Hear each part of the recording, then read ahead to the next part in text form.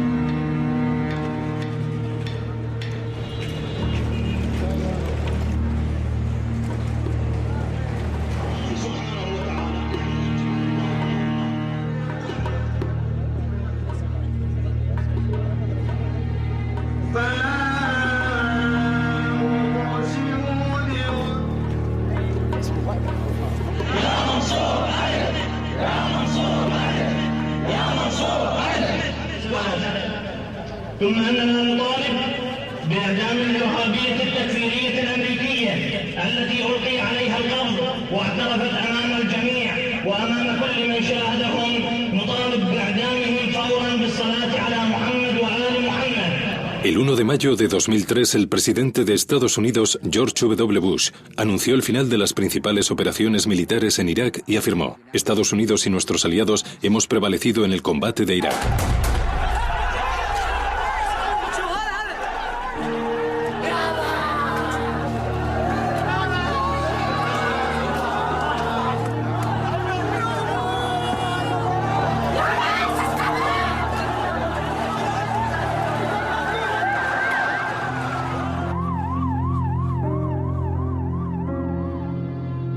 Cuatro años después, tras más de 3.000 muertos y más de 20.000 heridos en el bando estadounidense, Irak es un país desintegrado y caótico. En Bagdad hay 10 atentados, entre 10 y 15 atentados con explosivos diarios, quizás 50 muertos en combate. Pero sospecho que se reduce drásticamente la información. Seguramente solo nos enteremos de la tercera parte de lo que ocurre realmente. Millones de iraquíes están privados de agua potable, tratamiento de aguas residuales y electricidad desde la invasión estadounidense. Bagdad, una ciudad de 6 millones de habitantes, lleva con toque de queda a partir de las 8 de la tarde desde marzo de 2006. Más de 3 millones de iraquíes han huido a los países vecinos. Se calcula que la cifra de bajas civiles asciende a unas 600.000. La gente que muere tiene suerte, pero la gente que sobrevive está muerta en vida. Las regiones occidental y septentrional de Irak están controladas por los insurgentes, el resto de Irak está controlada por las milicias. Las dos principales facciones islámicas iraquíes, la mayoría chiita y la minoría sunita, libran una guerra cada vez más enconada. بكل مكان يحاربون السنة واحنا من ذاك اليوم من هاليوم خالوا بأخذ واحد مثل الثاني جتنا موجة إيرانية هاي موجة إيرانية تنظيم إيراني هذه ما يصير يا أخوان احنا اسلام وإشبال يقول احنا جيش المهدي هو جيش المهدي هو يسوي هالشكل شوفوا جاي شلون صاير افتح تشيس ليش تخفي خلي يشوفون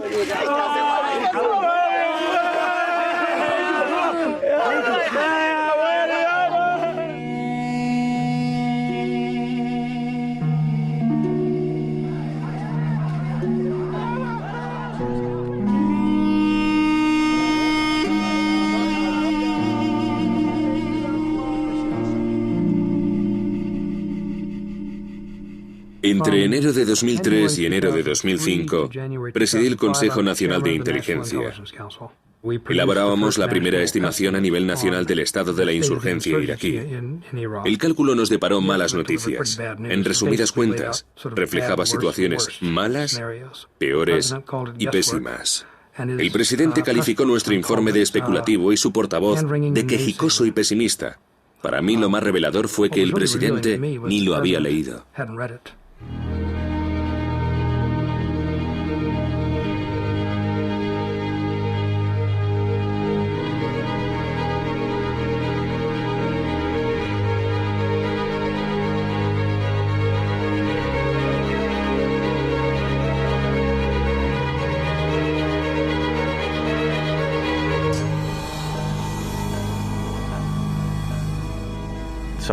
El 11 de septiembre de 2001 hacía un día muy claro, soleado, precioso, y yo venía de la barbería del Pentágono.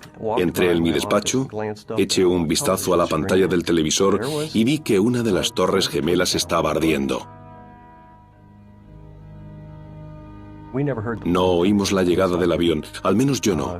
De pronto todo se puso patas arriba. Vi la bola de fuego y les aseguro que al ver aquello me dije, hoy voy a morir. El avión impactó directamente en nuestra zona de despachos, la oficina de presupuestos del ejército donde murieron 38 empleados del ejército estaba justo debajo de la nuestra y el centro de comandancia de la Marina estaba 2 plantas más abajo. En esas 2 secciones murió todo el mundo. Pensé que aquello tenía que haberlo orquestado Osama Bin Laden, ya que era el único terrorista que se me ocurría que pudiera coordinar una acción así. ¿Y eso lo pensó inmediatamente? Inmediatamente. Un mes después del 11S, Estados Unidos entró en Afganistán en busca de Al-Qaeda y de Osama Bin Laden. Pero incluso antes de la guerra de Afganistán, varios altos cargos de la administración ya tenían las miras puestas en otro objetivo. Un objetivo que no tenía nada que ver con los atentados del 11S. Cuando el avión se estrelló contra el Pentágono, yo me encontraba en el edificio. Y después creo que lo más importante que ocurrió fue que inmediatamente nos encomendaron que buscáramos alguna relación entre Saddam y Al-Qaeda.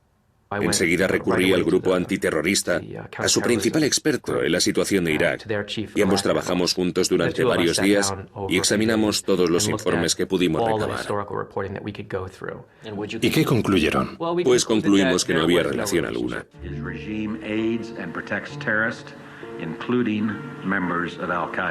We continue to watch Iraq's involvement in terrorist activities. What I want to bring to your attention today is the potentially much more sinister nexus between Iraq and the Al-Qaeda terrorist network. We don't want the smoking gun to be a mushroom cloud.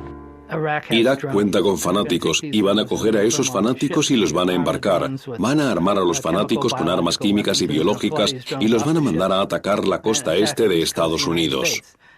Eso es una fantasía integral.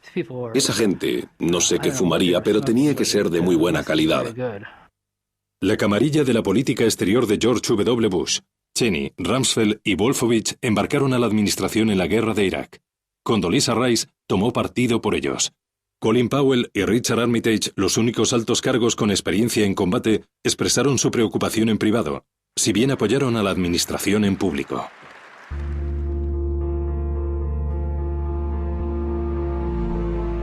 Los asesores de Bush mantenían relaciones con Saddam Hussein desde que éste invadió Irán en 1980. En una guerra brutal en la que murieron casi 1 millón de personas, Irak empleó armas químicas tanto contra el ejército iraní como contra civiles inocentes. Saddam invirtió miles de millones de dólares en el desarrollo de armamento nuclear, químico y biológico al tiempo que asesinaba a 300.000 compatriotas. No obstante, la administración Reagan, por temor a Irán, respaldó a Saddam mediante información militar y ayudas económicas. Donald Rumsfeld se reunió con Saddam en 1983. Colin Powell fue asesor de seguridad nacional de Reagan entre el 87 y el 89. Se encuentra muy bien resumido en un espantoso, aunque revelador documento de 1987, expedido por el Departamento de Estado, que decía: aparte de los derechos humanos y del uso de armas químicas, nuestros intereses son más o menos paralelos a los de Irak. La guerra entre Irán e Irak llega a un punto muerto en 1988. En 1990 Saddam invade Kuwait. Una coalición comandada por Estados Unidos lo expulsa en un conflicto dirigido por Dick Cheney, secretario de Defensa a la sazón, Paul Wolfowitz, por entonces subsecretario de Estado para Asuntos Políticos, y Colin Powell, por aquella época presidente de la Junta de Jefes de Estado Mayor. George Bush padre incita a los iraquíes a dar un golpe de Estado contra Saddam. There's another way for the bloodshed to stop, and that is for the Iraqi military and the Iraqi people to take matters into their own hands and force Saddam Hussein, the dictator, to step aside. Sin embargo, cuando los chiíes del sur de Irak se sublevan, la administración Bush consiente a Saddam que lo reprima. 14 de las 18 provincias de Irak estaban bajo control rebelde cuando el general Schwarzkopf permitió a Saddam Hussein emplear helicópteros con artillería para masacrar a los rebeldes. Hombres, mujeres y niños. El armisticio de 1991 exige el desarme de Irak. Sin embargo, Saddam se niega a acatarlo. A resultas de su negativa, la economía iraquí sufre el menoscabo de un embargo de la ONU iniciado en 1993 y continuado por la administración Clinton. La élite favorecida por Saddam conserva sus riquezas. Sin embargo, los iraquíes de a pie se sumen en una pobreza extrema y muchos se acogen al fundamentalismo islámico. En 1993, cuando George Bush padre visita Kuwait, Saddam trata de asesinarlo. 7 años más tarde, su hijo es elegido presidente de Estados Unidos.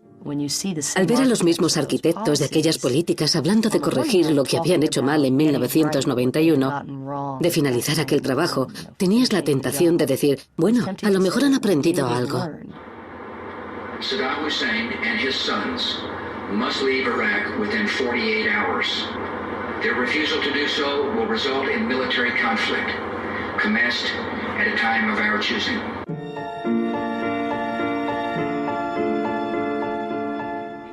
Si quisiéramos datar el inicio del desastre de la posguerra de Irak, sería el 20 de enero de 2003, cuando Bush firmó sin debate alguno, que yo sepa, en el seno de la Casa Blanca ni de la administración, la Directiva Presidencial de Seguridad Nacional número 24, que entregaba el control de Irak posbélico al Pentágono. En resumidas cuentas, aquel documento convirtió a Donald Rumsfeld en el protagonista de la posguerra iraquí. Esta guerra la concibió un grupo muy reducido de miembros de la administración Bush. Tenían un concepto totalmente cándido de Irak y de lo que harían los iraquíes en cuanto cayese el régimen de Saddam. Al formular sus puntos de vista acerca del Irak posterior a la caída de Saddam, la administración confió en gran medida en un hombre llamado Ahmed Chalabi. Desde 1992, Chalabi era presidente del Congreso Nacional iraquí. Chalabi, sobre el que pesaban graves sospechas, había sido condenado en Jordania por un gran fraude bancario. Los servicios de inteligencia comprobaron que su información era poco de fiar e incluso falaz. Creo que como poco eran unos mentirosos y en el peor de los casos unos provocadores. Si la información procedía del Consejo Nacional iraquí, los analistas siempre la contemplaban con mucho escepticismo. Pero no ocurría lo mismo con los responsables de tomar las decisiones. Chalabi afirmó que el Irak posbélico sería proestadounidense y fácil de estabilizar, sobre todo si el propio Chalabi estaba al mando. De modo que, en pocas palabras, el plan de Estados Unidos consistía en estar allí 3 o 4 meses, instituir un gobierno compuesto por exiliados y presidido por Ahmed Chalabi, y luego, en agosto o septiembre de 2003, emprender una reducción drástica de las tropas. Larry DeRita se dirigió a nosotros en un foro y dijo que para finales de agosto de 2003 no tendríamos más que entre 25 y 30.000 soldados en Irak. Se lo oí decir en una sala llena de gente y me volví a mis colegas y dije, este tío no sabe lo que se dice, es materialmente imposible. El proyecto sobre el futuro de Irak del Departamento de Estado, un estudio de 13 volúmenes sobre la posguerra iraquí, fue ignorado por el Pentágono. En el Departamento de Estado se reflexionó mucho. Había pilas de volúmenes acerca de cómo se debía encarar aquello. Y el Pentágono no incorporó a su ideario casi nada de aquello. La frustración del secretario, igual que la mía, fue en aumento al ver cómo se rechazaba nuestro minucioso y detallado plan y se arrinconaba a la gente que había contribuido a elaborarlo para poder asignar puestos clave en Irak a personas más leales y más afines al Partido Republicano. At this hour, American and coalition forces are in the early stages of military operations to disarm Iraq, to free its people, and to defend the world from grave danger.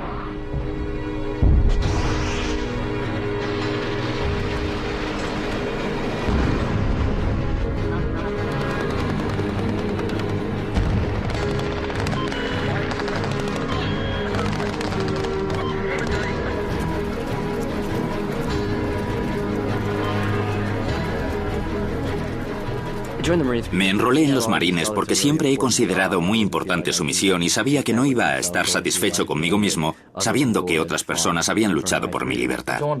Me alisté en el ejército para defender mi país y a mí me parecía que era algo beneficioso. Fue un honor ir allí a ayudar a mis compañeros del ejército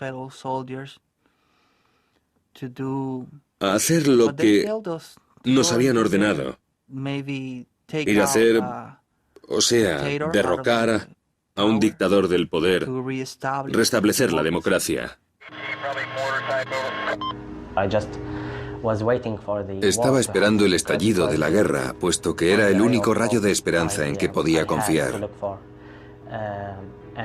Y cuando empezó, me entusiasmó que las cosas se desarrollasen lentamente, pero avanzasen hacia una mejora de las circunstancias.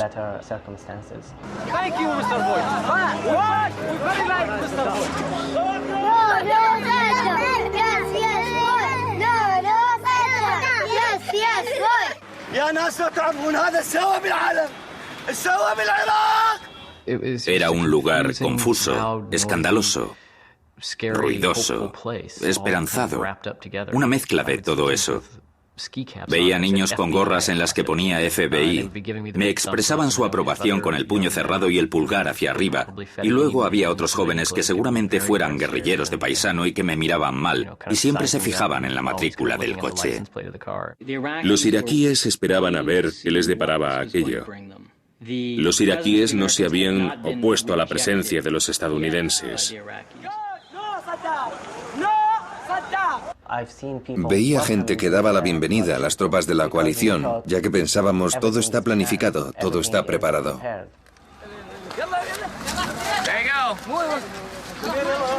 Durante la Segunda Guerra Mundial, Estados Unidos comenzó a plantear la invasión de Alemania con 2 años de antelación. Pero la administración Bush no estableció la organización que dirigiría la ocupación de Irak hasta 60 días antes de iniciarla. La ahora Organización para la Reconstrucción y la Ayuda Humanitaria informó directamente al secretario de Defensa Rumsfeld.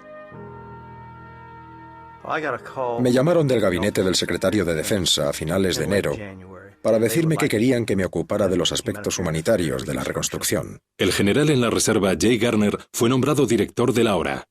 En la Primera Guerra del Golfo había sido el comandante de los 22.000 soldados responsables de las operaciones humanitarias en la región kurda del norte de Irak.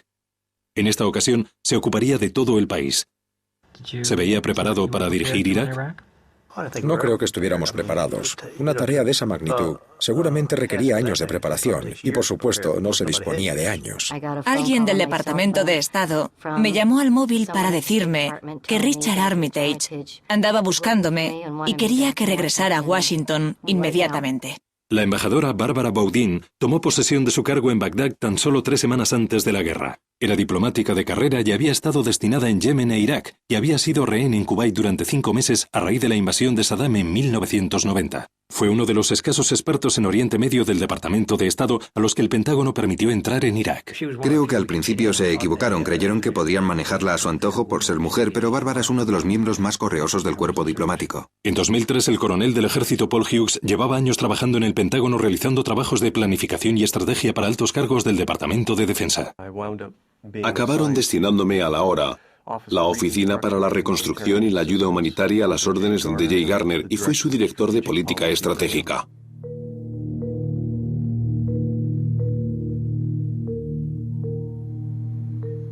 Nos asignaron unas oficinas que llevaban un par de años desocupadas, sin ordenadores. La gente llegaba a diario y preguntaba, ¿dónde me siento? No había dotación. Yo no tenía personal. No tenía a nadie, ni un ayudante, ni un secretario. Se celebró una sola reunión en la Universidad de Defensa Nacional. Y a mi parecer, entre la gente que asistió a aquella asamblea y con la que hablé después, la opinión general era: oye, esto es una locura. Aquella fue nuestra primera reunión, y desde el principio aquello no nos inspiró mucha confianza, ya que lo único que hicimos fue conocernos. Aquello estaba completamente desestructurado. Se carecía de planes. Verdaderamente no había plan alguno. El 16 de marzo los miembros de la hora nos desplazamos a la ciudad de Kuwait. Nos acompañaban 167 personas. 167 personas que, en resumidas cuentas, componían el gobierno de un país con 25 millones de habitantes. Tras la caída de Bagdad, ni nos imaginábamos siquiera lo que iba a suceder, y desde luego no parecía que hubiera mucha planificación. En general, lo que se nos decía era que íbamos a regresar un mes o dos después de la conquista de Irak.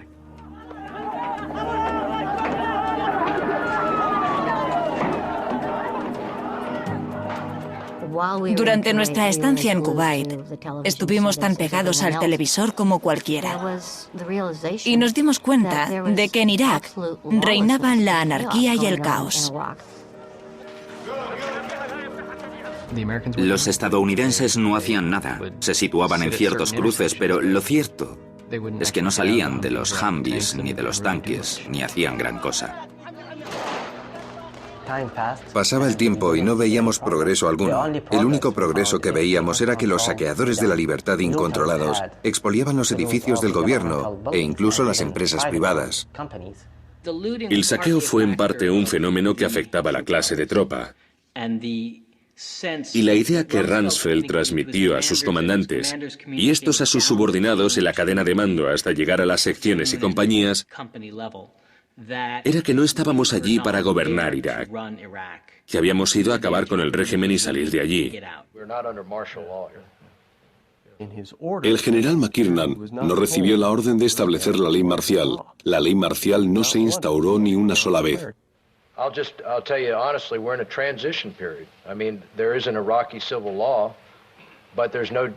You just heard that we just opened up the first two courts today. So I mean, when you're starting at nothing. De haberse declarado la ley marcial, algo que permitía la Cuarta Convención de Ginebra, quizá habríamos tenido un poco más de seguridad. Somos una sección de marines. Habríamos podido detener el pillaje si nos hubieran encomendado esa misión. El mayor misterio de la posguerra iraquí está relacionado con el primer mes o así, posterior a la toma de Bagdad. ¿Por qué Estados Unidos no hizo nada por controlar el expolio? Porque en cierto sentido todos los problemas que han surgido desde entonces tienen su origen en aquel primer mes. La gente del Consejo de Seguridad Nacional, el secretario Powell, yo mismo y otros, el director de la CIA, expresamos nuestra preocupación acerca del pillaje. ¿Expresó usted su preocupación al presidente Bush? Asistí a una reunión en la que mi jefe se la expresó. ¿Qué dijo el señor Powell en aquella reunión? No solemos trabajar así. Los consejos que damos al presidente en general permanecen en el ámbito privado, son solo para él. Washington comunicó que no nos íbamos a involucrar en aquello, que no íbamos a hacer nada por erradicar el saqueo, que no íbamos a realizar una labor policial. No hemos venido aquí para eso. Y yo creo... O sea que Washington dio instrucciones expresas de no inmiscuirse en los saqueos. Sí.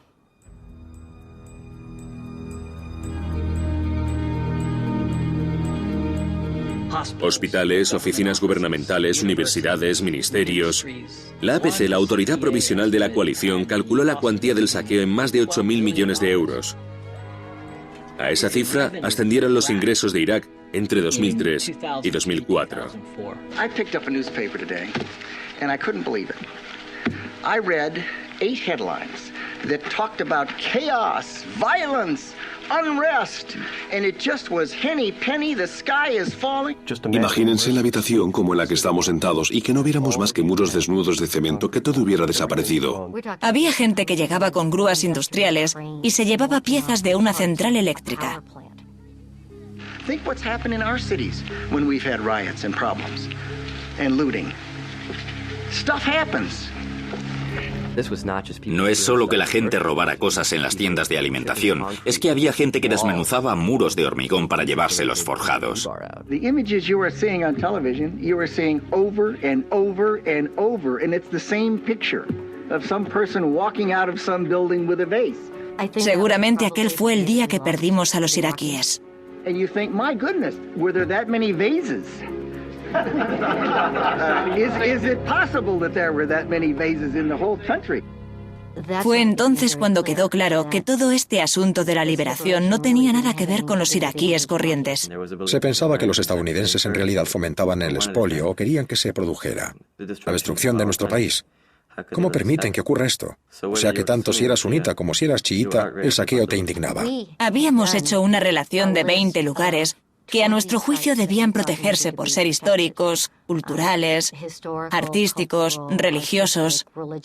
Ya lo teníamos previsto, y la verdad es que no sirvió para nada en absoluto.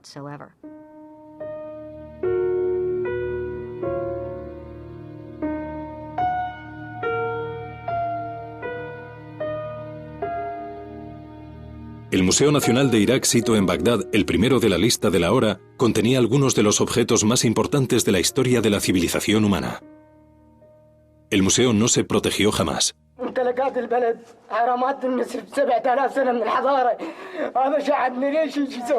La Biblioteca Nacional de Irak y los archivos nacionales que contenían millares de manuscritos antiguos también fueron incendiados. Are kept in this library. Now, we have no national heritage. 3 days ago, me and Dr. Jabir Khalil, chairman of the State Board of Antiquities, went to the headquarters of the Marines in Palestine Hotel. We waited there for about 4 hours till we met a colonel there. And at that day, he promised that he will send armored cars to protect what's left from the museum.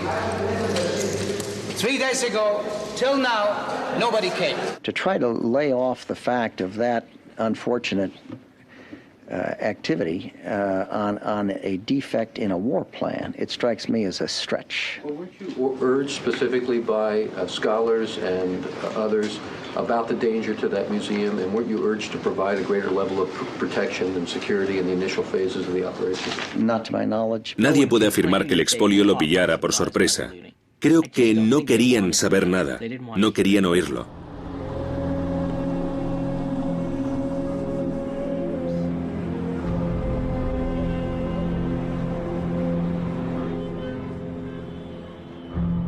En los meses previos a la invasión, se suscitó un debate privado entre los mandos militares y Donald Rumsfeld acerca del número de soldados requeridos en Irak.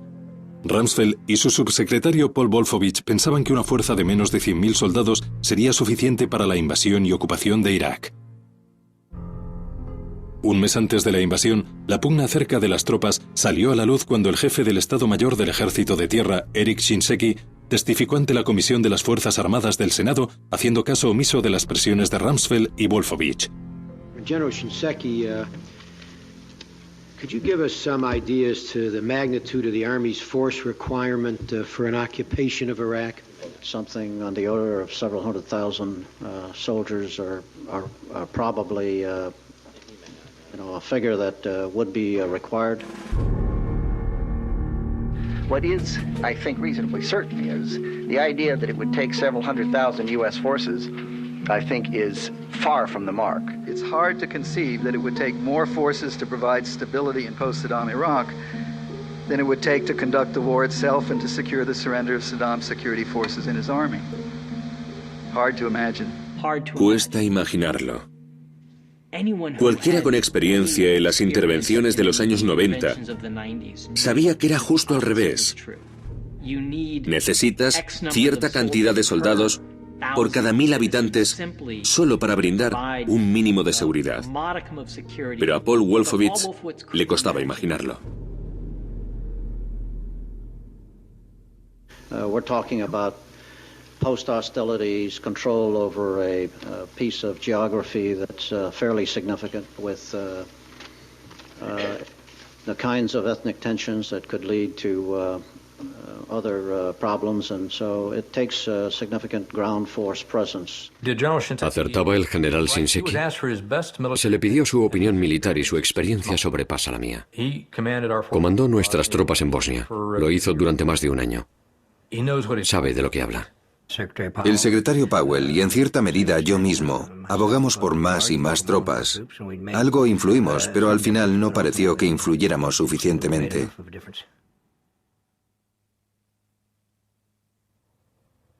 Personalmente creo que la guerra iría de un modo diferente si hubiera unos líderes que entendieran verdaderamente, primero, lo que es estar sobre el terreno, que de hecho hubieran servido en las Fuerzas Armadas. Y segundo, que tuvieran una buena capacidad organizativa para que esto funcionara. Los altos cargos de la administración que se impusieron sobre el ejército y el Departamento de Estado carecían de práctica en reconstrucciones posbélicas y poca o nula experiencia militar. Cheney se había librado del servicio militar durante la guerra de Vietnam solicitando 5 prórrogas. Rumsfeld fue piloto de la Marina en los años 50, pero jamás había entrado en combate. Wolfowitz y Rice no habían servido en el ejército. Bush había evitado ir a Vietnam alistándose en la Guardia Nacional Aérea de Texas. Tampoco tenía experiencia en política exterior previa a su ascenso a la presidencia. Viendo aquello, tanto yo como quienes tenían experiencia militar y hablábamos frecuentemente acerca de ello, decíamos, esto no tiene buena pinta. A mediados de abril de 2003, mientras aún se producían saqueos, Rumsfeld canceló el despliegue de la primera división de caballería, una fuerza de 16.000 soldados. Nos sorprendió. Pero ¿cómo vas a prescindir de esa división? Si esa división hubiera venido con nosotros a Irak, habríamos estabilizado Irak mucho mejor con nuestra sola presencia. El 19 de abril, la hora llegó por fin a Irak para iniciar las operaciones posbélicas. De los 20 ministerios que íbamos a restaurar, los edificios de 16 habían sido destruidos durante los saqueos. Partíamos de cero. Si no hay ni mesas ni sillas, si no quedan máquinas de escribir, ¿a dónde vamos y dónde nos reunimos con los iraquíes para empezar a trabajar? No queda infraestructura, ni infraestructura física ni infraestructura burocrática.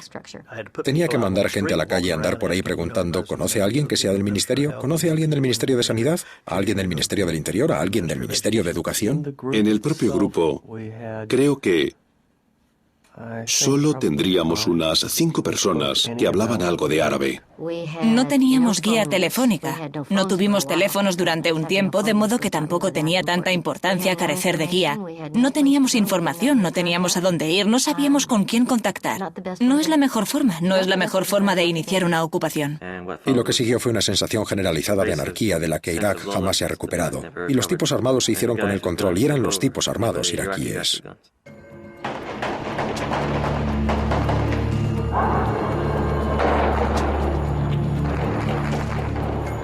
Los tiroteos que he presenciado no se debían a ataques contra los estadounidenses. Eran tiroteos entre iraquíes. Ibas conduciendo por la calle y de repente abrían fuego delante de ti y te encontrabas ahí en medio de unos tipos que se estaban tiroteando. Las calles eran caóticas, la gente mataba y se iba de rositas, no había una fuerza policial operativa. Justo antes de la invasión, Saddam liberó a unos 100.000 presos comunes de las cárceles. En febrero de 2003, recibí una invitación para venir a informar a una comisión de consejeros que asesoraban al secretario Rumsfeld en asuntos de política de defensa. Les dije que, basándome en nuestras experiencias en operaciones de pacificación previas y en la historia de Irak, si Estados Unidos intervenía y ocupaba Bagdad, lo más posible era que nos enfrentáramos a unos disturbios tremendos. Les sugerí que necesitábamos unos 2.500 policías militares, unos 4.000 policías civiles y además equipos de asesores judiciales y funcionarios de prisiones. Al final convinieron en que era una buena idea, pero como no había mucho tiempo, quizá para la próxima guerra. Antes de la guerra, el depósito de cadáveres de Bagdad recibía un caso de asesinato al mes. En menos de un mes ya estaban llegando unos 25 diarios y estaban viendo violaciones a menudo por primera vez. Asesinatos y violaciones. Raptaban chicas iraquíes de modo que las mujeres iraquíes desaparecieron de las calles. Dejaron de ir al colegio, dejaron de ir en coche. Los estadounidenses no actuaban como policías. No conocían las calles de Bagdad. No hablaban el idioma, no tenían suficientes intérpretes. Carecían de información acerca de lo que ocurría. De modo que aquello era un caos y te daba la impresión de que había un vacío. Allahu Akbar. Muy pronto la mezquita vino a llenar el vacío que habían creado los estadounidenses al librarse de Saddam sin sustituirlo por nada. En los barrios chiíes enseguida se estableció un control, sobre todo por parte de los clérigos partidarios de Muqtada al-Sadr. Muqtada al-Sadr era hijo de un famoso clérigo chiita e inició su intento de hacerse con el poder valiéndose de la red que había tendido su padre en mezquitas y obras de caridad.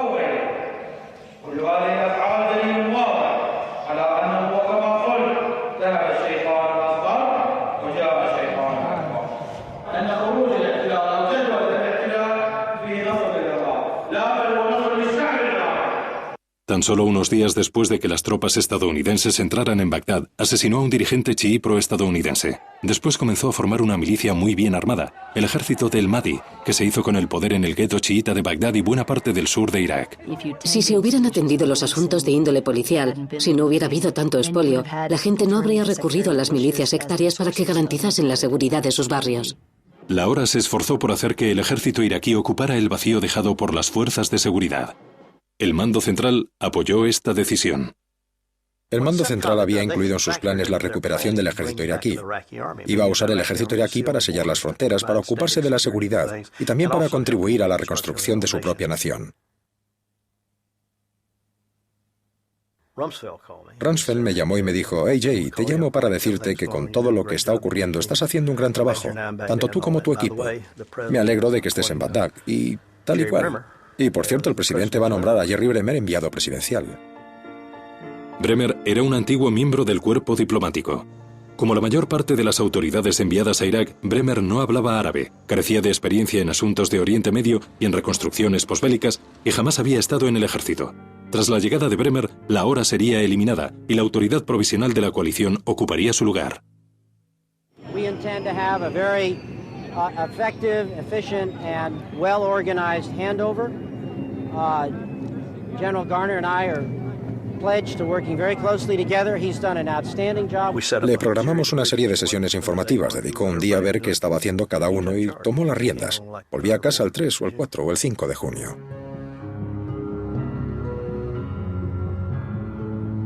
Entre el 1 y el 10 de mayo, fecha de su partida hacia Irak, Bremer trabajó en el Pentágono y se reunió frecuentemente con Rumsfeld, Wolfowitz y el subsecretario Doug Feith.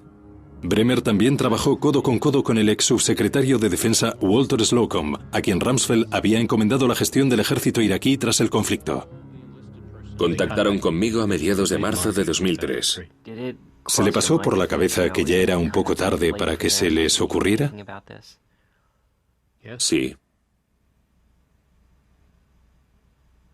¿Se lo dijo a ellos? No.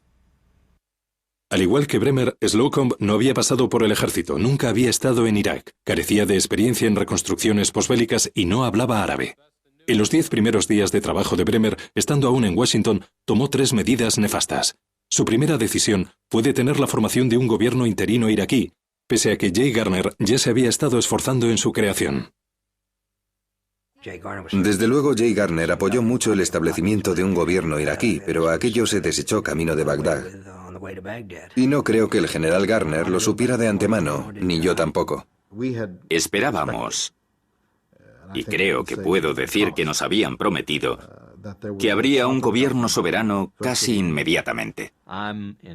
Estoy al mando y todo el mundo hará lo que diga. Y ya está. ¿Entendido? Y así es como se expresó Paul Bremer. Demasiado rígido y empeñado en su misión como para comprender que excluir tan pronto a los iraquíes de una participación importante en el proceso de toma de decisiones era un error gravísimo.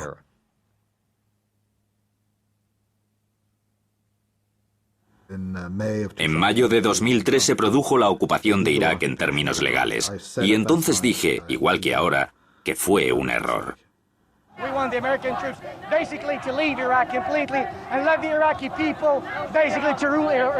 La reacción ante sus 2 siguientes medidas sería muchísimo peor. La desbaazificación. I am today establishing an Iraqi Debathification Council to ensure that the structure and influence of the Ba'ath Party is eliminated for good. La segunda decisión de Bremer, su primera orden oficial como dirigente de la APC, fue purgar a unos 50.000 miembros del partido Ba'ath, la organización de la que Saddam se había servido para gobernar Irak. Para la mayoría, la orden de Bremer significaba el desempleo perpetuo. La medida también dañó al gobierno, al sistema educativo y la economía iraquíes, ya que se purgó a funcionarios gubernamentales que solo se habían afiliado al partido para sobrevivir durante el régimen de Saddam. Iba por el pasillo y la embajadora Robin Rafael se me acercó y me dijo, ¿has visto esto? Pregunté, ¿qué es Robin? Y me respondió, es la orden de desbaacificación. Y dije, no. La leí enseguida y dije, no creo que podamos hacer esto. Y ella dijo, pues creo que deberías ir a hablar con Jerry. Así que fuimos a verlo y le dije, ¿qué tal si reflexionamos un poco acerca de esto? Y hablamos por teléfono con Rumsfeld para ver si podemos suavizarlo un poco. Y dijo, no, que va, yo no soy tan flexible. He recibido una orden y voy a ejecutarla. Y así se zanjó la discusión. And spoken to me at great length about it. I just don't remember it. Honestly, don't remember it. You don't remember these guys coming in and saying, "This is 30 to 50,000 people, and my God, what are you doing?" I just, yeah, you know, I was working 20 hours a day in that period as well, and this wasn't the only thing on my list of things to do the first 5 days I was there. Bremer designó a Ahmed Chalabi para dirigir el Consejo de Desbaacificación. Chalabi lo aprovechó para eliminar a rivales políticos. La desbaacificación se hizo tan a conciencia que no fuimos capaces de lograr que el gobierno funcionara con la eficacia y la rapidez precisas. Y había un montón de baacistas condenados al ostracismo. Hubo personas que se quedaron sin empleo a pesar de que no eran más que profesionales, ingenieros, directores. Los tecnócratas, los intelectuales, los bibliotecarios de centros de enseñanza primaria. Ser conquistado y luego quedarte en paro y carecer de medios para sustentar a tu familia fue una experiencia sumamente humillante. Sin embargo, la tercera medida de Bremer fue la más explosiva: disolver el ejército y los servicios de inteligencia iraquíes, las instituciones más prominentes de Irak. La segunda orden de la Autoridad Provisional de la Coalición disolvió el ejército iraquí, la Guardia Republicana Especial y la Policía Secreta. De la noche a la mañana, Bremer había dejado sin empleo y por lo tanto furiosos a 500.000 de hombres armados, lo que en proporción equivaldría a despedir a 5 millones de estadounidenses. Y aquellos hombres, en lugar de contribuir a evitar una insurgencia, la crearon.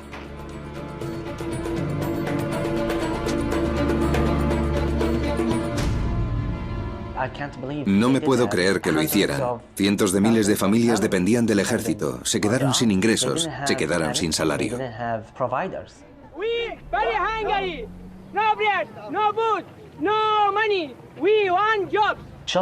Niños, mujeres, hermanas, padres, se quedaron sin comer porque no tenían bastante dinero. Oficialmente creo que hay una tasa del 27% de paro. Oficialmente.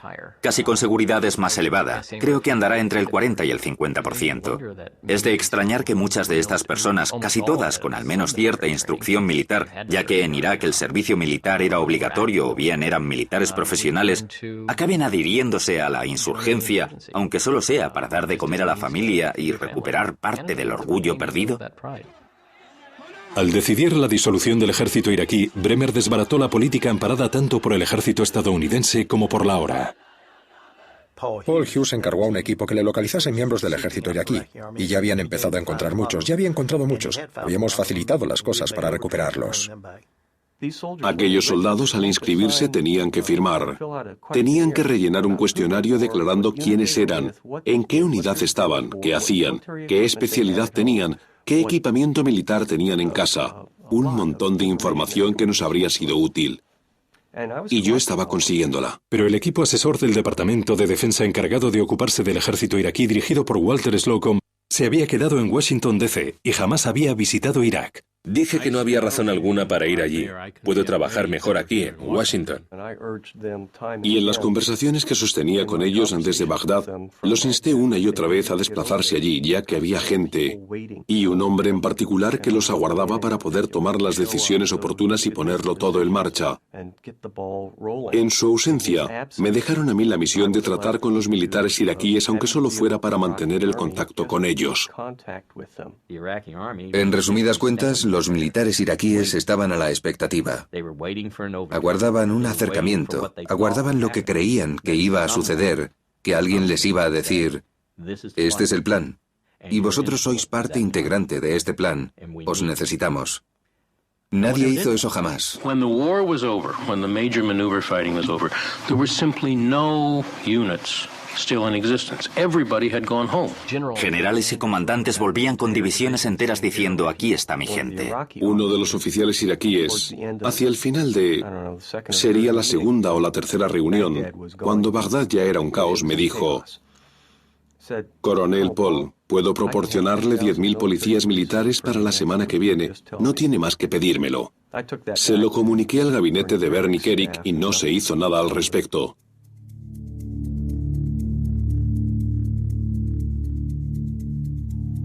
Cinco días después, Bremer cursó su orden. Nos estábamos despidiendo de Jay Garner, ya que abandonaba Irak definitivamente al día siguiente.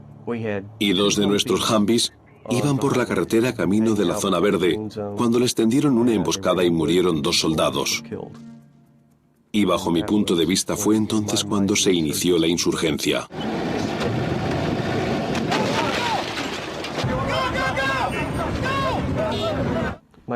Mis colegas y yo nos sentábamos en el balcón o la azotea del Palacio Republicano por las noches y veíamos señales luminosas por todo Bagdad. Veíamos bengalas de diversos colores que se lanzaban para marcar las posiciones por donde pasaban los convoyes estadounidenses seguidos por los insurgentes.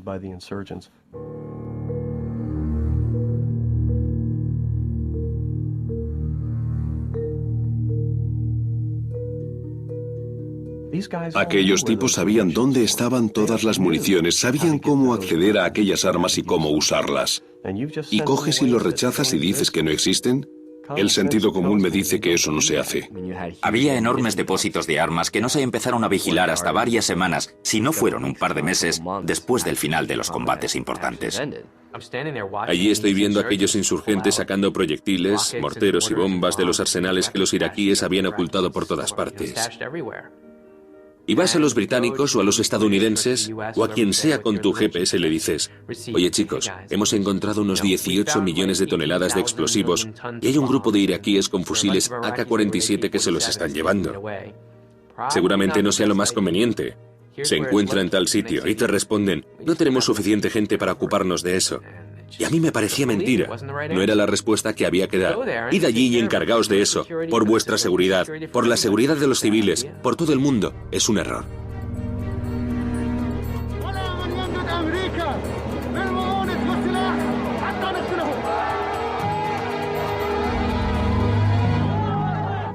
¿Alguien le advirtió de que disolver el ejército de aquel modo y en aquel momento acarrearía una proliferación de la insurgencia? Desde luego no en esos términos. ¿Nadie se lo dijo? No, y además no creo que sea cierto. Pero nadie dijo... ¿No cree que sea cierto? No creo que sea cierto.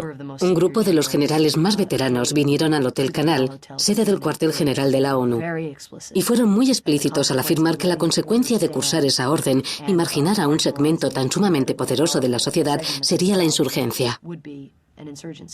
Un diplomático libanés llamado Hassan Salameh se dirigió a un colega suyo cuando los generales ya se marchaban tras una reunión y dijo: veo balas en sus ojos. Veo balas en sus ojos. Aún más llamativo que la decisión de disolver el ejército fue el modo en que se adoptó. En secreto, en el transcurso de solo una semana por parte de unos cuantos hombres de Washington DC que jamás habían ido a Irak. No consultaron a los mandos militares destinados en Irak, ni a la Junta de Jefes del Estado Mayor, ni a la ORA, ni al Departamento de Estado, ni al Consejo de Seguridad Nacional, ni al parecer al presidente de Estados Unidos. Entrevistamos de nuevo a Walter Slocum y Paul Hughes a fin de reconstruir los hechos que desembocaron en la disolución del ejército. Aquellos tipos se autodenominaban Asamblea de Militares Independientes. El 9 de mayo la Asamblea de Militares Independientes ya tenía 100.000 miembros. ¿Y ya tenían 100.000 firmas? Sí, se trabajó mucho en todo el país. Quise que me trajeran los listados, quise tener los discos, así que me los dieron y me los llevé a la hora. Dije: vamos a ver. Y dije a Walter y a su equipo: mirad lo que tengo, os están esperando. Hughes creía poder contar con ciertos oficiales iraquíes que podían ser aptos para reconstruir las unidades, pero no... Ya había obtenido 137.000 inscripciones. No, qué va. No lo había hecho. No lo había hecho. A lo mejor había A lo mejor había conseguido... porque nadie podía conseguir 137.000 inscripciones en medio del caos que imperaba en aquellos momentos. Habían montado un sistema de correos que funcionaba en el área metropolitana de Bagdad, Mosul, Basora y Kirkuk. No lo entiendo, es que... con lo difícil que era hacer cualquier cosa en el ámbito operativo, organizativo, nadie podía conseguir 137.000 inscripciones. Walter no estaba allí. Nunca se reunió con aquella gente, no tenía ni idea. O sea, que le contó a Slocum lo que se estaba haciendo. Sí, lo sabía. Él y su equipo lo sabían. Usted ya había hecho una recomendación al embajador Bremer, y él ya había hecho al menos un intento de aconsejar al secretario Rumsfeld acerca de la disolución del ejército. Acerca del curso de la orden que al final se cursó. Sí, el 9 de mayo. Sí. Muy bien. El 9 de mayo fue la última vez que mantuve una conversación con Walter Slocum. Y hablamos por teléfono antes de mi partida. ¿Alguna vez le dijo, estamos pensando en disolver el ejército iraquí y detener tu labor de recuperar el ejército iraquí? Bueno, una de las cosas que hice fue justo antes... ¿Alguna vez se lo dijo? Con esas palabras, no. La conversación fue algo así como, me voy para allá, me preocupa dónde voy a vivir, si voy a tener un parque móvil a mi disposición, mis propios cocineros y bla, bla, bla, bla.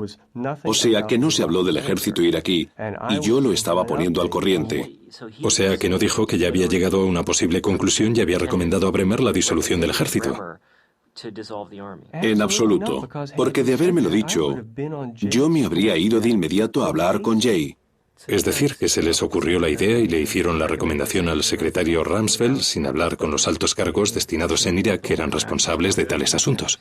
Recuerdo que estaba prevista una discusión precisamente porque se había pasado en solo unos días, ya que Bremer se iba a Irak. Y le dije a Rumsfeld, antes de hacer una recomendación, hablaré con la gente que está sobre el terreno.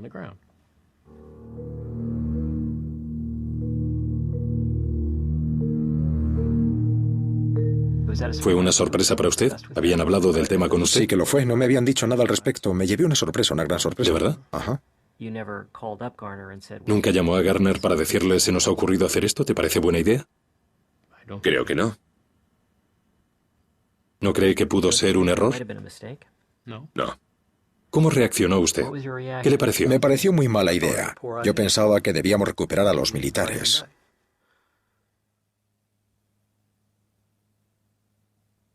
John Nevis Said y David McKiernan me decían constantemente, ¿por qué no nos damos prisa? Vamos a reconstruir el ejército, vamos a reconstruir el ejército. That is a huge concern, not only from a security standpoint, but from an economic standpoint. They're not earning an income right now. Y se anuncia que el ejército iraquí queda disuelto. Me quedé hecho polvo. Y precisamente en aquel momento, Walter Slocum y su equipo aún no habían llegado a Irak. El coronel Hughes era la persona que se encargaba de tratar con el ejército iraquí, ya que ningún miembro de su equipo de asesores se había presentado aún en Irak, ni usted tampoco. ¿No cree que tal vez debería haber tratado el tema con él? Bueno, hablé mucho con él. Qué curioso, porque él dice que la orden de disolver el ejército lo pilló completamente por sorpresa y que se enteró por la televisión estando en el aeropuerto. Bueno, pues sí, fue así. Me sorprende, aunque es posible. Hablé con él. Bueno, hablé con él. Trabajamos juntos a diario durante el tiempo que estuve allí. Llegó el 16 de mayo. ¿El 16 de mayo? Para realizar una gira relámpago por el país.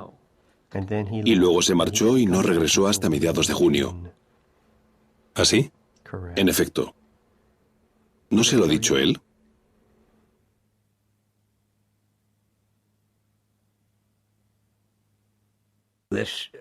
La idea de disolver la totalidad del ejército me sorprendió bastante. Ya. ¿Cómo reaccionó cuando se enteró? Pensé que acabábamos de crear un problema. Teníamos un montón de soldados sin trabajo. El presidente ya había tomado una resolución diferente, que era mantener en activo a las tropas de batallón para abajo. Antes sí. Bueno, con una diferencia de 2 días. Creo que a la mayoría nos pilló relativamente desprevenidos o completamente desprevenidos la disolución del ejército. El secretario Powell se enteró del mismo modo que yo. ¿Y cómo fue? Pues el día que Jerry anunció que disolvía el ejército. ¿Y Condoleezza Rice? Ella tendrá que hablar por sí misma.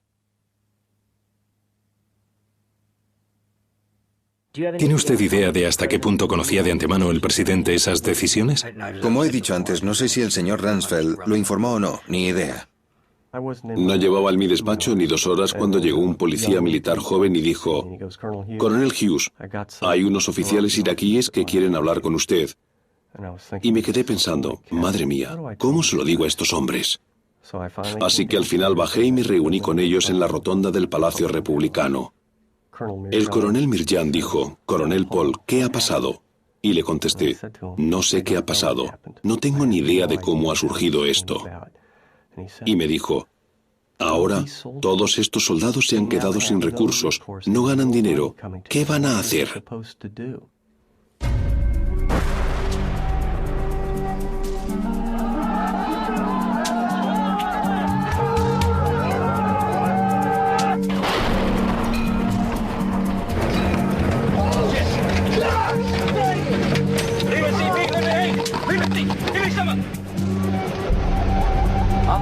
Dude, I tell you what. Shit! We need to get the fuck out of here! There are some who feel like that, the conditions are such that they can attack us there. My answer is bring them on. Iba en el cubo. El cubo es un vehículo no acorazado. Cualquier cosa que pase te va a tocar. Por eso nadie quiere ir en ellos.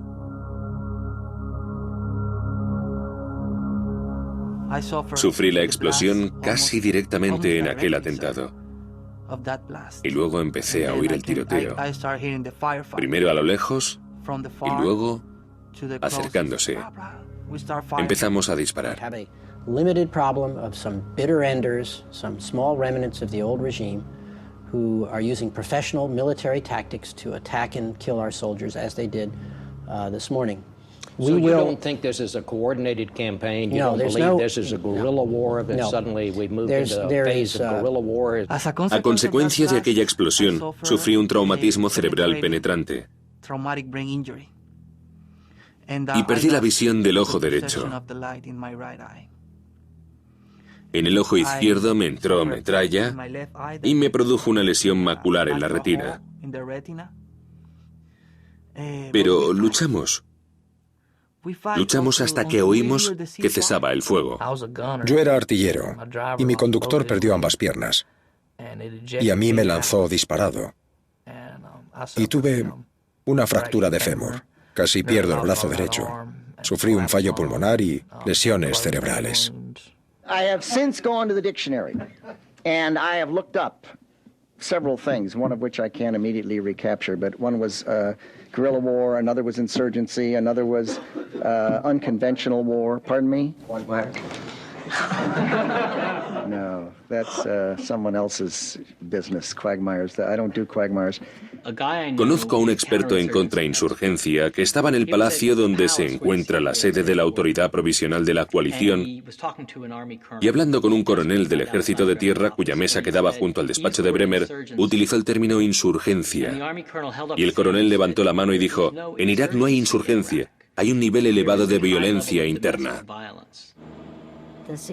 El problema de la seguridad cada vez nos complicaba más el cumplimiento de nuestra misión. Esperaba establecer unos cuantos consejos asesores vecinales. Hubo 3 directores generales que me proporcionaron lo que seguramente fuera la información más coherente sobre la estructura y la organización de una ciudad de 1500 años de antigüedad, que yo creo que nadie pueda conseguir. Uno de ellos concibió el plan de los grupos asesores vecinales. Había ideado un proceso de democratización que partía del pueblo. Era un plan absolutamente maravilloso. ¿Y qué se hizo de él? Se lo cargaron. El país estaba cada vez más descontrolado y creo que, en cierto sentido, Bremer y sus ayudantes no sabían lo mal que se estaban poniendo las cosas fuera del perímetro de los muros acorazados.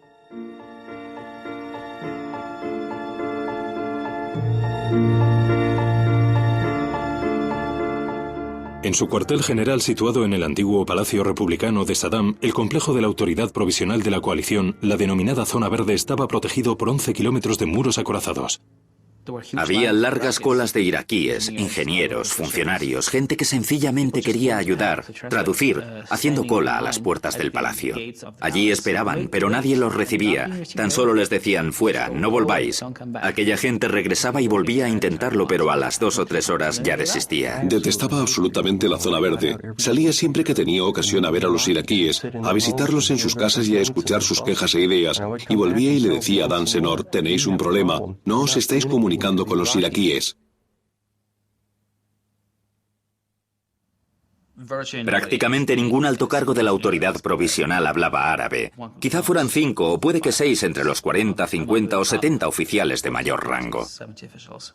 Teníamos expertos en la región que habían servido en Irak, aunque, como ya se ha demostrado, muchos de ellos no estuvieron implicados en la fase inicial tras la invasión de Irak y los comienzos de la ocupación, de modo que esa experiencia se desaprovechó. Cuéntenos cómo acabó su estancia allí. Comprendo que es un tema delicado, con que díganos solo lo que no la incomode. Vale. Pues le diré que acabó mucho antes de lo que esperaba y mucho antes de lo que habría deseado. Me habría gustado mucho quedarme y tratar de hacer algo. A pesar de las frustraciones y las limitaciones, no dejaba de ser un lugar en el que merecía la pena estar y una meta por la que valía la pena esforzarse. ¿Sabe por qué la despidieron? Lo sé. Me lo dijeron. ¿Por qué fue? Porque resultaba difícil tratar con ella y ofrecía unas opiniones contrarias al pensamiento predominante en Bagdad en aquellos tiempos. A raíz de la llegada de Bremer, empezamos a recibir gente nueva. Chavales recién salidos de la universidad. Vamos, que se habían licenciado justo la primavera anterior. Papá había contribuido a la campaña electoral y el crío tenía la oportunidad de venir y divertirse, viajar, correr aventuras. Los chicos guapos, los llamaba yo, se sentaban en torno a la puerta de Bremer y no hacían nada. Durante mi estancia en la zona verde, estando en el palacio, me topé con una de mis alumnas que acababa de licenciarse y le pregunté qué hacía. Y me dijo que no se creía la suerte que tenía porque le habían encargado el plan de tráfico de la ciudad y le pregunté si había estudiado algo sobre planificación municipal y me contestó que no. O sea, que acaba de salir de la facultad y le habían encomendado una cosa así de complicada y me quedo corto. Y viendo el tráfico de Bagdad, las carencias eran evidentes. La mayoría de los funcionarios tenían contratos de 3 meses. En cuanto alguien entabla una relación como es debido con los iraquíes, a los 90 días, a los 100 días, a los 120 días volvía a casa. Y es una forma terrible de llevar una organización. En el Pentágono eran muy partidarios de que fueran empresas estadounidenses las que se encargaran del trabajo. Y hay numerosos ejemplos de contratistas iraquíes que se ofrecían para realizar ciertos trabajos por mucho menos de lo que pedían los contratistas estadounidenses. Ann y yo enfocamos nuestra labor de un modo muy distinto al de muchas unidades de la coalición, porque colaboramos muy estrechamente con los iraquíes. Si convocábamos una reunión, había estadounidenses e iraquíes, y los iraquíes opinaban tanto como los estadounidenses. Construimos unos fuertes fronterizos justo al lado de los que el Cuerpo de Ingenieros del Ejército de Tierra había encargado a un gran contratista estadounidense, Parsons. Nosotros proyectamos, erigimos y dotamos nuestros fuertes en unos 5 meses. Cuando nos fuimos, los fuertes de Parsons aún no estaban concluidos.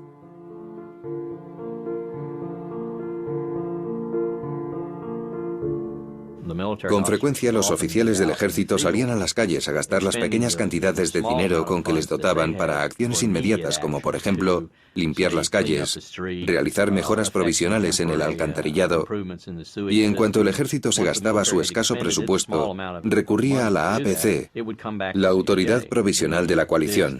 Necesitamos esto, lo otro y lo demás allá para tales proyectos y va a costar tanto y tal y cual. Y desaparecía. Desaparecía sin más. ¿Qué ha sido de mi solicitud? ¿Qué solicitud? Y esto ocurría una y otra vez.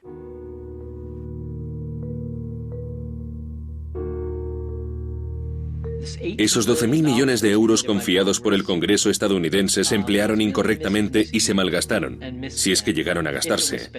We expect to produce enough electricity for all Iraqis to have electrical service 24 hours daily, something essential to their hopes for the future. Hubo fraudes, hubo corrupción, hubo derroche.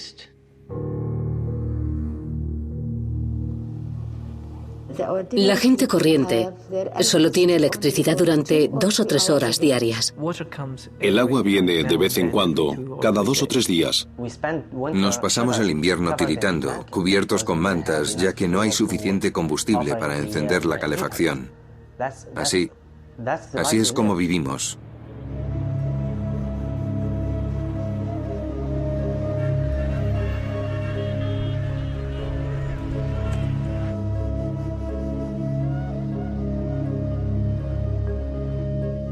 En mayo de 2003, la ONU envió a su mejor experto en reconstrucción posbélica a colaborar con la ocupación estadounidense.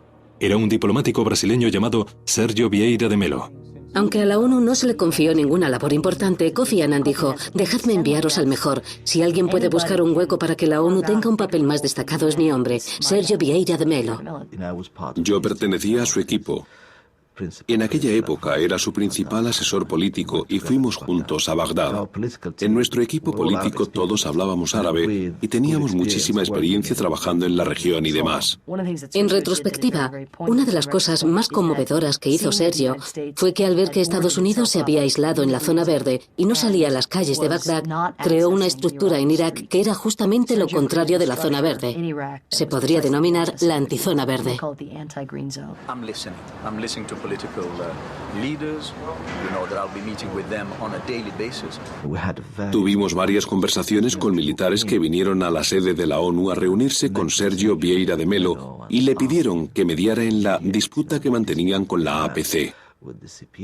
Se formaban unas colas larguísimas frente a la zona verde, pero no podían exponer sus quejas. En cambio, el complejo de la ONU era sumamente accesible. Si querías protestar, la ONU estaba dispuesta a escuchar tus reclamaciones y Sergio consideró que su papel era transmitir esas quejas a Bremer, a las más altas instancias, con la esperanza de que se intentase hacer algo antes de que la insurgencia se enraizara.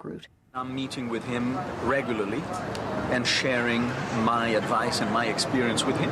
En cuanto Bremer terminó de aprovecharse de Sergio, de aprovecharse de la ONU, ya dejó de encontrar tiempo para dedicárselo a las Naciones Unidas. Durante 2 meses, Sergio fue utilizado como medio para acercarse a ciertos sectores de la sociedad iraquí. Y luego, durante su último mes, tuvo que soportar que no le devolvieran las llamadas cuando quiso tratar asuntos como el trato a los detenidos. La práctica de encapuchar a los prisioneros fue uno de los temas que Sergio sacó a relucir una y otra vez, tanto con Bremer como con el general Sánchez. Bremer no quería saber nada del tema.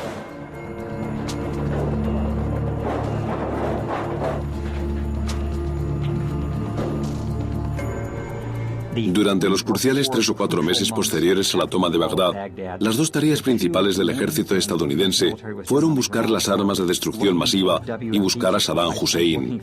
En el transcurso de esas búsquedas se hicieron cosas: derribar puertas por la noche, detener gente y llevarla a Abu Ghraib, hacer redadas, que tuvieron un efecto muy irritante.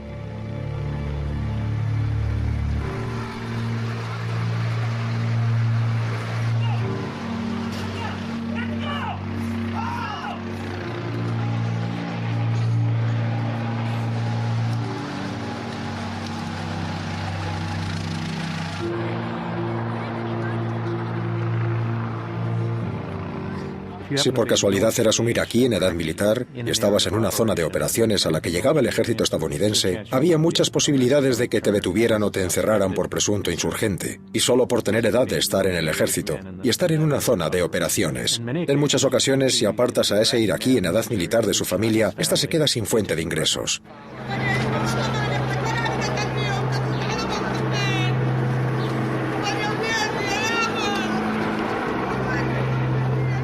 No solo lo enfureces a él, enfureces a una familia muy numerosa, ya que seguramente mantenga más personas aparte de sus familiares más cercanos.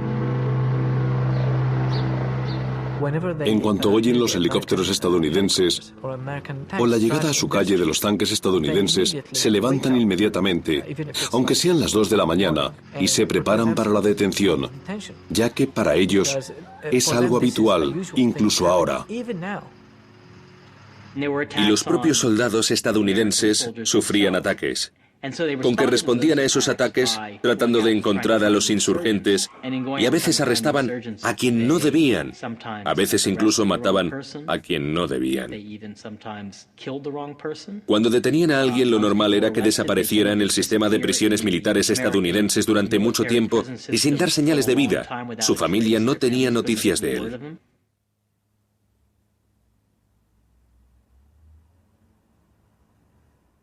Resulta difícil comprender lo que se siente siendo ciudadano de un país ocupado. Te apuntan con sus armas desde sus jeeps, te paran cuando vas conduciendo. Los iraquíes no entienden las instrucciones que les daban en los controles de carretera. Se aproximaban demasiado deprisa, les disparaban y los mataban. La mayor parte de las unidades estadounidenses con las que he estado se esforzaban mucho por hacer las cosas bien y no matar ni herir a nadie si no era su intención o no era preciso. Pero no cabe duda de que las guerras son un caos, y esta de Irak, tal y como se combate la insurgencia, lo es especialmente. Una tras otra se tomaron esta especie de resoluciones a corto plazo que implicaron que para finales de 2003 ya tenías un país con una insurgencia en marcha.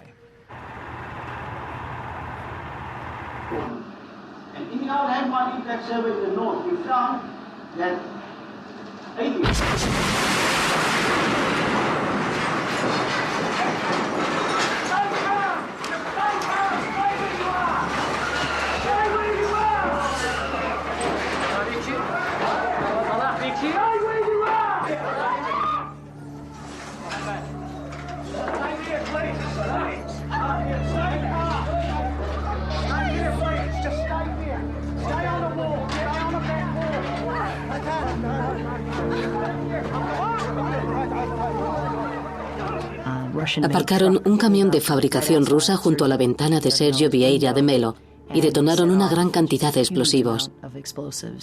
Toda la esquina suroeste del edificio de la ONU se derrumbó. Sergio sobrevivió durante 3 horas bajo los escombros aguardando el rescate. Perdimos a muchos colegas en aquel atentado y creo que fue el signo que indicó que algo dramático había ocurrido en el país.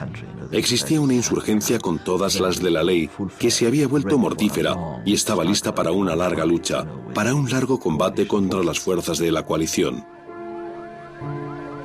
Para 2004, las relaciones entre el ejército estadounidense y la población iraquí estaban envenenadas.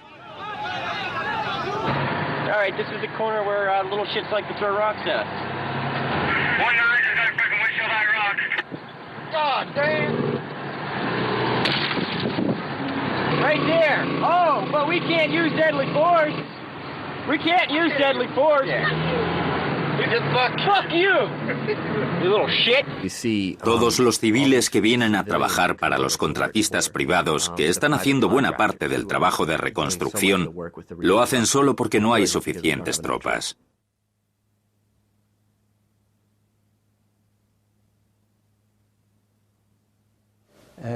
Esos guardias tienen unos guardias especiales. No sé quién será esa gente. Los han traído y tienen derecho a disparar a la gente. Así, por las buenas. He visto a un montón de contratistas, especialmente violentos y muy cortos de miras en su proceder.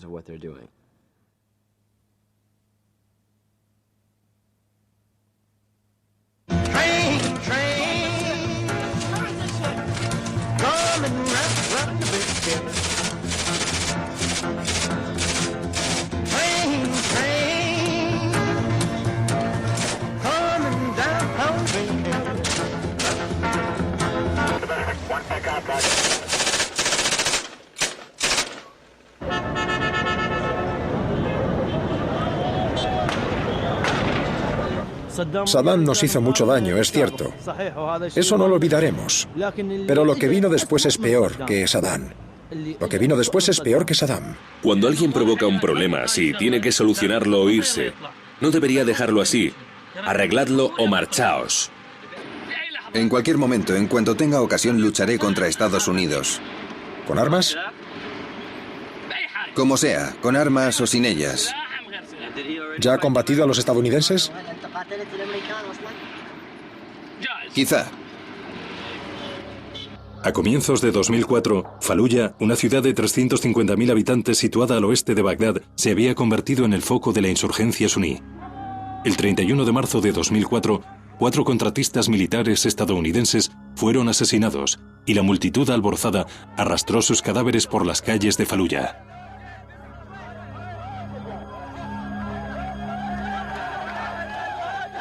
A partir de principios de 2004, el Consejo Nacional de Inteligencia, una poderosa comisión formada por 12 personas que se encuentran en la cúspide de los servicios de inteligencia estadounidenses, elaboró varios informes acerca de la pujante insurgencia destinados a la Casa Blanca y altos cargos de la administración. Documentamos una intensificación de la insurgencia. se estaba extendiendo y no se limitaba a combatientes extranjeros o bajistas desafectos. Lo que entendemos por insurgencia en realidad es un fenómeno muy variado y hondamente arraigado. No son solo unos cuantos baacistas sin futuro, no son solo unos cuantos extremistas foráneos, sino que es un reflejo de diversos motivos y frustraciones del propio pueblo iraquí. A causa del deterioro de la situación económica, de la cada vez mayor precariedad de la seguridad, del creciente resentimiento provocado por la ocupación estadounidense. The CIA laid out several scenarios. It said life could be lousy, life could be okay, life could be better. El presidente no lo leyó, ni siquiera el sumario de una página, a pesar de lo mucho que nos esforzamos por resumir aquellos hallazgos en una sola página comprensible. ¿El presidente no leyó el resumen del informe? Así es. And they were just guessing as to what the conditions might be like. ¿Cuántos iraquíes calcula que pueden haber participado en mayor o menor medida en la insurgencia? Participado en mayor o menor medida, si quiere decir en el sentido de apoyar y dar refugio, muy bien podrían ser más de 100.000 personas.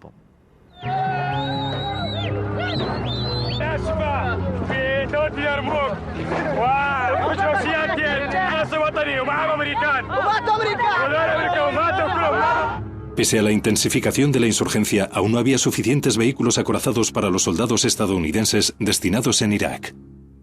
No dispusimos de un solo Humvee acorazado mientras estuvimos en Irak durante todo 2003. En 2004 fuimos a Irak sin Humvees acorazados. Y en Kuwait dieron a las tropas unos accesorios de blindaje que no eran más que unas puertas recortadas sin ventanillas, ni lunas antibalas. Y ya está. Si su Humvee no hubiera estado blindado, ¿qué daños cree que habría provocado el artefacto explosivo casero? Creo que habría sido mortífero.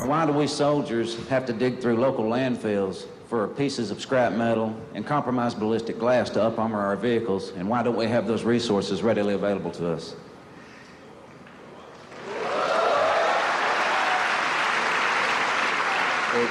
It's essentially a matter of physics. It isn't a matter of money. It isn't a matter on the part of the Army of desire. It's a matter of production and capability of doing it.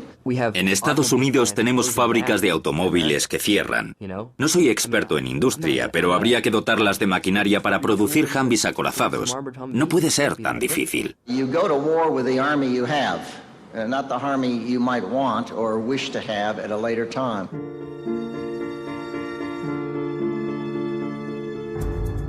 En noviembre de 2004, el Pentágono decidió atacar Faluya en un intento de recuperar la ciudad de manos de la insurgencia sunita.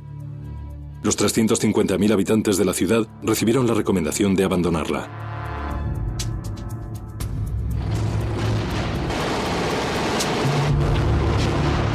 La batalla destruye el 70% de la ciudad y deja a 150.000 personas sin casa.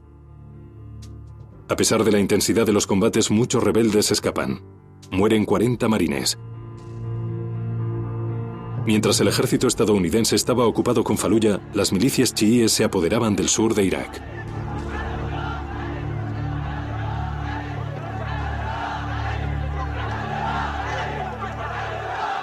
There's nothing like an army or a major large elements of hundreds of people trying to overthrow or to change the situation. En agosto de 2004, la ciudad santa de Nayaf es tomada por el ejército del Mahdi, la milicia chiita controlada por Muqtada al-Sadr.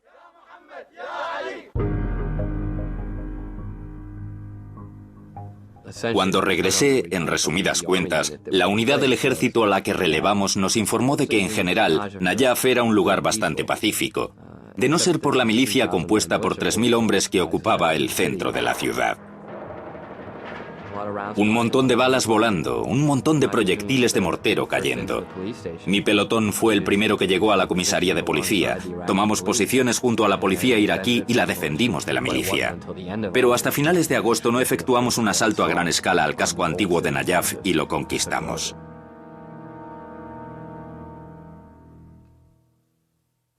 Si la democracia es incapaz de atender al pueblo iraquí, la gente dirá, al infierno la democracia, necesitamos un hombre fuerte. Y veo que ese hombre está a punto de llegar. Se llama Muqtada al-Sadr. Y yo diría que no es una buena opción para ser el futuro líder de Irak. ¿Participó usted en las deliberaciones sobre si capturar o no a Muqtada al-Sadr? Sí, así es. ¿Considerábamos a Muqtada al-Sadr un agitador y una espina que teníamos clavada? Desde luego. Y queríamos arrestarlo. En mi opinión, interviene de nuevo el asunto de la fortaleza de las tropas. El ejército estadounidense no quería desviarse de su misión principal para encararse con algo que seguramente sería una batalla breve, aunque muy difícil y, con seguridad, sangrienta. Y al final eso es lo que prevaleció.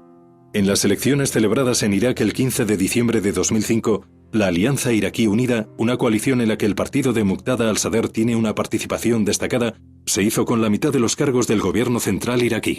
Siendo un marine el cual él y su milicia han perdido varios compañeros, me apena ver que ahora es un político en auge en Irak. Es frustrante. Otra facción chií perteneciente a la coalición de al-Sadr es el CSRI, Consejo Supremo para la Revolución Islámica en Irak. Los líderes del CSRI vivieron en Irán durante 20 años y suelen ser proiraníes. Estos dos grupos chiitas, que en ocasiones se enzarzan en luchas armadas entre sí, están aliados políticamente contra los grupos suníes. El ejército del Mahdi de Muqtada al-Sadr continúa combatiendo contra los estadounidenses.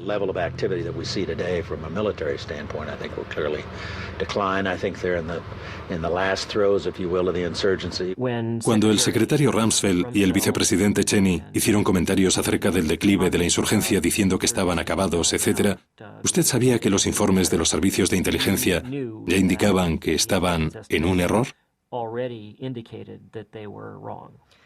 He estado en Irak 8 veces. Conocía las circunstancias del país. Ellos tendrán que hablar y serán juzgados por sus palabras y actos, pero yo conocía las circunstancias.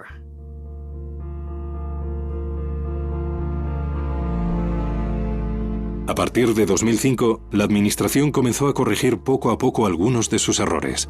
Aceleró la instrucción del ejército iraquí y designó como embajador a un diplomático musulmán, Salmai Khalilzad. En junio de 2006, el embajador envió un ominoso telegrama a Condoleezza Rice. Los iraquíes que trabajaban en la embajada no podían decir a su familia dónde trabajaban por miedo a ser asesinados. Preguntan qué ocurrirá cuando se retiren los estadounidenses. Muchos ya se preparaban para cuando fueran secuestrados. 6 meses después, el día que los republicanos pierden la mayoría en el Congreso, el presidente Bush anuncia la dimisión de Donald Rumsfeld. El nuevo secretario de Defensa, Robert Gates, es un pragmático que se ha mostrado crítico con la guerra en privado. I am making a change at the Secretary of Defense to bring a fresh perspective as to how to achieve something I think most Americans want, which is a victory.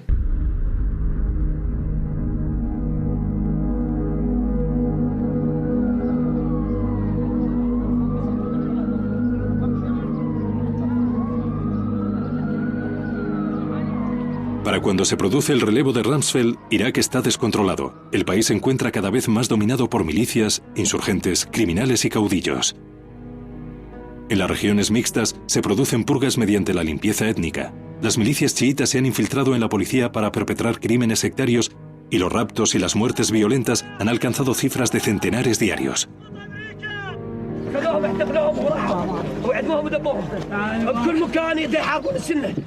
Hay muchos tipos de milicia. Está la milicia Mahdi, está la milicia Badr. Hay muchas milicias en este país y todas son muy democráticas a la hora de arrestar a la gente y matarla. La seguridad es terrible y en muchas barriadas los coches bomba y los artefactos explosivos caseros son omnipresentes. Ahí estalló un coche bomba. Yo estaba aquí, mi padre aquí y mi hermano ahí. La explosión mató a mi hermano y también a la gente que estaba a su alrededor. Coches bomba, explosivos caseros, raptos. Hay muchas formas de morir. Secuestros sobre todo, prácticas netamente mafiosas para sacar dinero. Secuestraron a un niño enfrente del hotel. Paró un coche, cogieron al niño y arrancaron. Pedirán un rescate y tendrán que reunir ese dinero en una semana.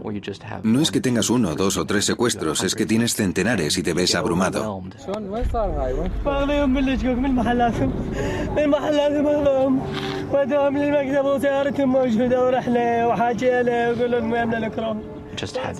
Hay una avalancha de personas que o piden ayuda o O de pronto ya dejan de pedirla. ¿Para qué denunciarlo a la policía? Primero, no nos fiamos de ella. Segundo, quizás sea ella la que cometa parte de los delitos. Los uniformes que usan han proliferado por todas partes.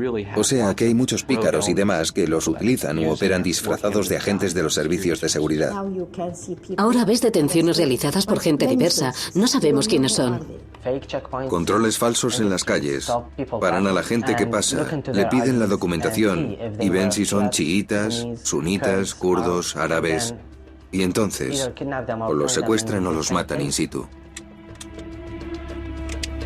Cuando me despido de mi marido, pienso que no voy a volver. A finales de 2006, Bagdad se había sumido en algo muy parecido a la anarquía. El ejército estadounidense controlaba la zona verde y los alrededores del aeropuerto de Bagdad. Las fuerzas de seguridad iraquíes ocupaban las zonas este y sur. Las milicias suníes tenían varios barrios predominantemente suníes. El ejército del Mahdi de Muqtada al-Sadr dominaba extensas regiones, incluido el enorme suburbio chiita de la ciudad de Sadr. La milicia chiita rival del CSRII, la Brigada Badr, controlaba las zonas chiitas más prósperas. La influencia de las organizaciones vecinales se extendía sobre zonas más reducidas. Las regiones más extensas no las controlaba nadie.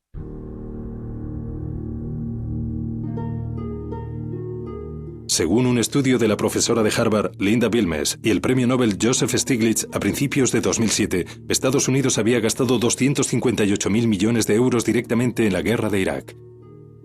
Se calcula que los gastos de las futuras operaciones ascenderán a 265.000 millones de euros. La atención sanitaria de los veteranos y la productividad perdida de quienes han servido en Irak tendrá un coste de 328.000 millones de euros. Los gastos de desmovilización y sustitución de equipos militares que se están usando a un ritmo 6 veces superior al normal suman 109.000 millones de euros. El incremento del precio del petróleo debido al conflicto ha costado a la economía estadounidense 306.000 millones de euros. Se prevé que el coste económico de la guerra alcanzará un total de 1,2 billones de euros. Padezco migrañas postraumáticas y epilepsia postraumática. A veces tengo malos recuerdos de lo que ocurrió, pero no me dan miedo. ¿Se encuentra bien emocionalmente? A veces es un poco... Unas veces sí, otras no. Aún me cuesta trabajo afrontar lo que nos pasó a mí y a mi compañero a veces. El mayor coste en lo tocante a la incapacidad de los veteranos lo sufren los muchos cientos de miles de personas que regresan y ven que no pueden trabajar y conservar un empleo como hacían antes, porque ya no son los mismos que eran. How hot does it get in this country? 120 yesterday? Oh. Last contract I ever signed with the government. Algunos no ven el final de esto. Creen que volverán a destinarlos aquí por quinta, sexta y séptima vez antes de que acabe. No tenemos suficientes tropas. ¿Cómo nos vamos a proteger en caso de un posible conflicto en Pyongyang? O en caso de un posible conflicto en Irán o contra otras incidencias que puede haber en el mundo, si dedicamos todos nuestros recursos a Irak y Afganistán. Curiosamente, por más que nos desagrade el régimen iraní, Irán es el mayor beneficiado por la guerra de Irak. Hemos eliminado a su enemigo histórico y lo hemos aupado al liderazgo del Golfo Pérsico. Si se produce una tremenda guerra civil sobre el 20% de la reserva mundial de petróleo, lo más normal es que se impliquen otros países de la región: Irán, Arabia Saudí, Jordania, Siria, quizá incluso Egipto. Si Irak se desintegra y se convierte en el campo de batalla de una guerra civil, es muy posible que acabe transformándose en un nuevo Afganistán, donde terroristas de todo el mundo hallarán refugio. Si en Irak vuelve a instaurarse algún tipo de régimen islamofascista como el que teníamos en Afganistán durante la etapa de los talibanes, volveremos a estar en el 10 de septiembre de 2001, solo que a una escala mucho mayor y con miles de millones de euros en petróleo a su disposición. Cuando iniciamos la reconstrucción, bromeábamos diciendo que había 500 formas de hacerla mal y 2 o 3 de hacerla bien. Lo que no sabíamos es que íbamos a pasar por las 500. ¿Por qué cree que se cometieron todos esos errores? No lo sé, no tengo ni idea. Es asombroso. El presidente Bush estaba desaparecido en combate durante la planificación de la posguerra. Delegó en su vicepresidente y su secretario de defensa la toma de esas decisiones. ¿Por qué diablos, siendo el presidente de Estados Unidos, decides usar la fuerza militar y luego te desentiendes del aspecto más importante de su uso, que son los resultados? ¿Quiénes eran los responsables de esta guerra? No quiero repasar toda la lista. Eran el presidente, el vicepresidente, el secretario de defensa y el entorno de esas personas. ¿Incluye el asesor de seguridad nacional? Claro. ¿Incluye el vicepresidente? Sí. Ese fue el círculo que concibió el planteamiento de la guerra. Seguramente mi error fuera no encontrar un modo de involucrarme más en el proceso de planificación. Ya, para que la disolución del ejército no fuera una sorpresa, por ejemplo. Eso es. Bueno, y podría haber luchado más si hubiera tenido ocasión de evitarlo. Quizá habría fracasado, pero habría tenido ocasión de evitarlo. El sistema debería ser participativo y contar con gente dispuesta a decir: esto es absurdo, señor presidente, no es conveniente. Y no creo que se diese esa forma de toma de decisiones en la administración Bush. Desde luego, yo no tuve la sensación de participar en el proceso de toma de decisiones. La administración nunca pidió su opinión a la gente ni asesoramiento acerca de Irak antes de ir a la guerra. Al parecer, a nadie le interesaba lo que pudiera opinar la gente. Creo que la cuestión más bien fue que ya se habían decidido, se había fijado el momento y todo estaba en marcha. Los responsables políticos creían que ya habían hecho cualquier cosa que hubieran podido hacer los expertos en este tipo de temas. Vice President Cheney, of course, takes many of the same positions that Secretary Rumsfeld did on the war. Does he still have your complete confidence? Yes, he Do does. you expect him to stay to The campaign end of is your over. term? Yes, he does. And he'll be here for the remainder Yes, of he your will. term. Hay noches que no duermo muy bien, que me reprocho no haber insistido más sobre el asunto, que pienso, debería haber echado la puerta abajo y haberle dicho: me cachis, escúchame, esto es un error, hay que hacer algo para rectificarlo. Pero nunca tuve ocasión de hacerlo, ni de tratar de derribar alguna puerta y hablar con un embajador que, a fin de cuentas, es el zar de Irak. Pero era una tarea imposible para un coronel. No te dejaban pasar de la puerta principal. Si mis declaraciones añaden algo, por ínfimo que sea, a las críticas recibidas por esta administración, eso es bueno. No quiero decir que haya tenido mucho éxito en ese aspecto, pero es que ya no puedo seguir callándome. We will bring to the Iraqi people food and medicines and supplies and freedom.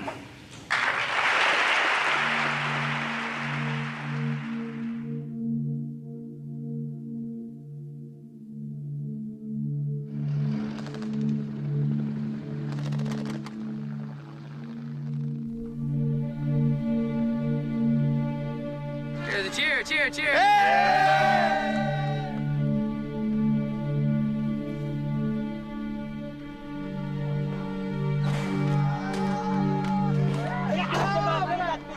And it just was henny penny, the sky is falling.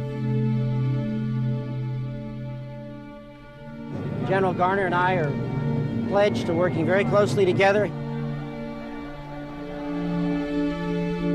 There is a large number of former Iraqi soldiers that are unemployed now.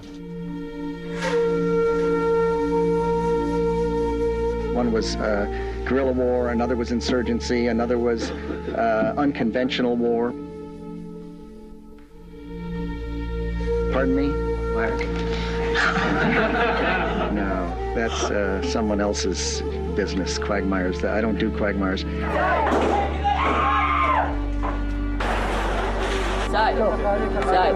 I'm listening. I'm listening to political leaders.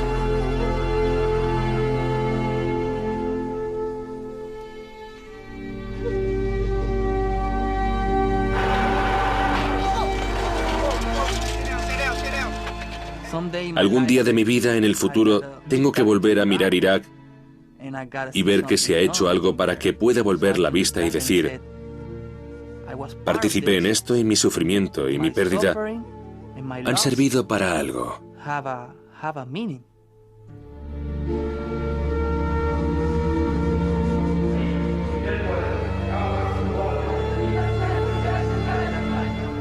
Si la situación mejora, me iré de Irak.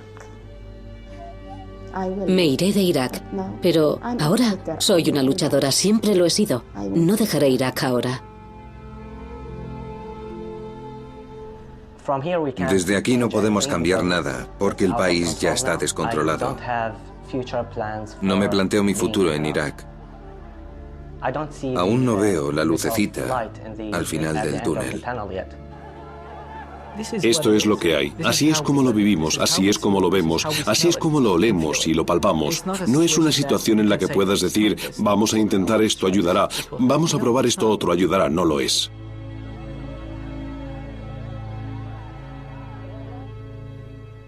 ¿Me están diciendo que esto es lo mejor que puede hacer Estados Unidos? No, no me digan eso. No se lo digan a los marines que lucharon en Nayaf durante un mes. No digan a los marines que aún combaten a diario en Fallujah que esto es lo mejor que puede hacer Estados Unidos. Eso me irrita.